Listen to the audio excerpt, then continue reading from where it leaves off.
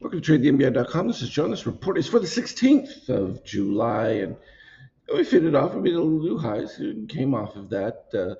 Of course, we've got the recognition again that, the economists are still hoping that tarifflation is coming because the numbers did not reflect it. And once again, it was all about, as I suggested, that the rise in energy prices actually kept inflation even higher than it would have been if oil prices had gone down. You probably would have been at a near zero from an inflationary standpoint. Of course, healthcare costs and that still continue to rise disproportionately, and that's just because of the way they've set it up. But at the end of the day, no tariff inflation. Oh gosh, what a shock! Of course, there's a bleed off, and now the open discussion of Powell being gone, the replacement.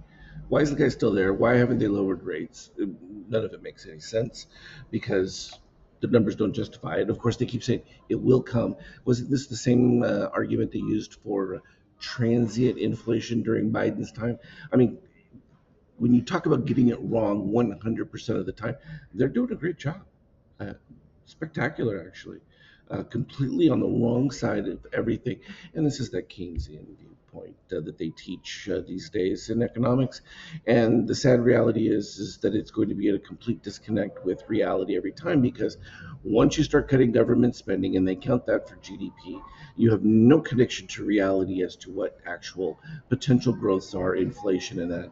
Um, it's just a complete disconnect from constructive economics, is what I would call it, because um, they don't have an explanation for doing exactly what Trump has been doing in this particular case, reducing government, removing immigrants, which means you have housing supply, which is why you didn't get the increases in rents or any of those other things. And as that begins to spread and accelerate, you then take the investment that's been made in new construction buildings and things, and you get a complete reversal of the dynamic. And so while even you may end up with relatively similar GDP readings from a government spending standpoint, by not doing that, you're actually going to create real growth and real improvement. And again, look at what happened with the deficit. Oh, that's right, there was no deficit for June because it actually was a surplus. Well, the tariffs, turn that around. You cut spending, even if it's modest, and you're spending elsewhere. A lot of that early part of the beginning of the year was legacy from Biden budget and that. But now you're going to actually start seeing the relative change. And what happens if they get another month of surplus?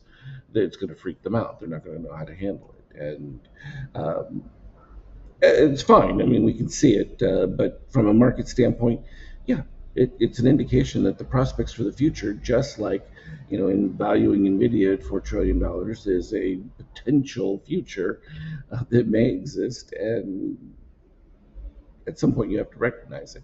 The fact that rates continue to drop means that the Fed has really gotten outside of where the market is, and that forces money into the market as a means of getting a return that matches, particularly as it's been moving.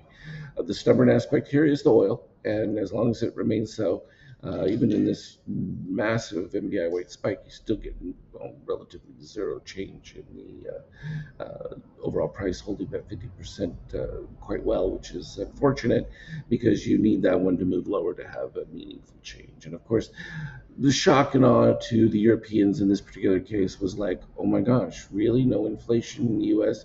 Their economy is not stumbling. In fact, they may actually put in better GDP than double what the expectations are. And we'll see as we go into the next quarter. Still got to have the oil prices come down a little bit for that to take place. But yeah, no surprise that is retraced from there. And we talked about this being the cyclical low for the dollar. We were watching that 118 level just above it and didn't pierce it. So it was from a gold standpoint, it doesn't change the fact that their countries are still deficit spending ad nauseum.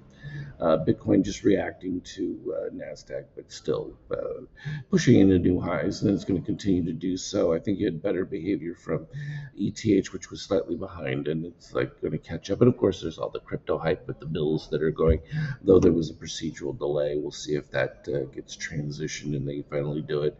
So what we saw from the move was the bounce Wasn't even under positive extreme. They were yellow, but nothing critical. But then from there, it was just straight downhill. And yeah, white took the lead, and yeah, we ended up moving back to the same zero levels. So just testing those lows again, which lows relative to what? Yeah, pretty big highs because we're still at the top end of that range. So the volatility that I kept mentioning would come back is here, and this is that wake up call where reality hits some of the programs and that weren't expecting any of these outcomes, and because of that, you get these massive shifts, and that's kind of what I was expecting to take place because they can only ignore reality for a certain amount of time, and before then it becomes problematic. So you can tell from the early morning, yeah, it was just straight lower. We had a brief respite where they tried to push back to the 50. That didn't hold, and then we made the new lows. And then here, of course, in the European session, all those call buyers got wiped out, and then the put buyers came in, and now they're going to get handled quite nicely coming into the open. And we're almost about even, so it's net zero.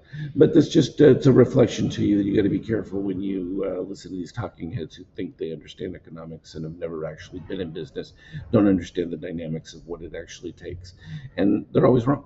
I mean, it becomes so consistently wrong. It's almost its own barometer, and that's a beautiful thing. We like it. It's almost as good as Cyan under red for always a buy. As always, anything relevant, I'll put it on our team chat. Have a good one. Trade well.